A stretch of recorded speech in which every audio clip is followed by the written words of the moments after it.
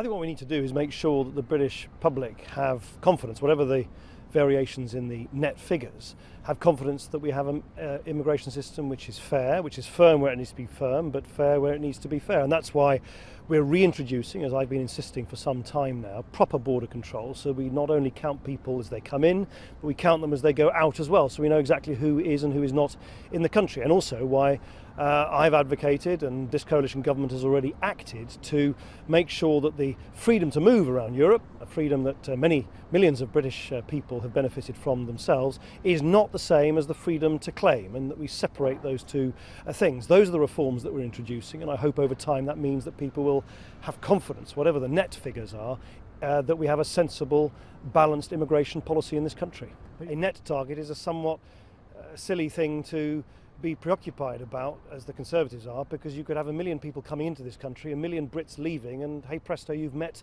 the net target.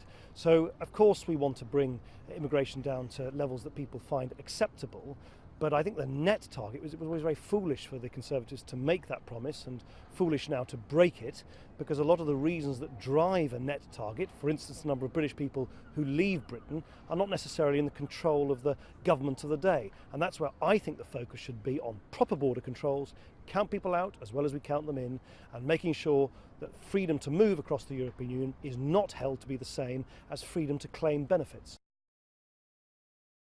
It'll be passed into law in the coming months to make quite clear that this money is here and here to stay, to ensure all these schemes, which really will unblock the kind of bottlenecks that have impeded the arteries of our road transport system for far too long. Anyone who's travelled down the southwest on the congested A303 knows what I'm talking about. Anyone who's sort of been frustrated in traffic jams on the A1 in the northeast, north of Newcastle, will know what I'm talking about, or on the Transpennine routes from Sheffield to Manchester, on the A47 from the east of England. All of those projects and more are projects which we are announcing today. The money will be there, the legislation will be there, and they will mean that we will finally have all the different parts of the country properly linked up together. So we're not just balancing the books, which is important of course, but we're also rebalancing the economy so all different parts of the country are joined up properly together. This is clearly necessary. 90% of journeys still take place on the road. It's not good for the environment either, of course,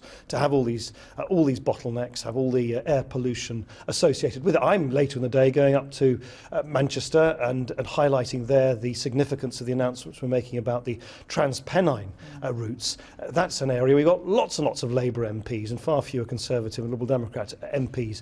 So look, I mean, it's well known that my party, the Liberal Democrats, we've been campaigning on the A303 to the southwest, the A1 in the northeast for a generation. Alan Beith in the northeast, I think, has been campaigning on it for close to 40 years.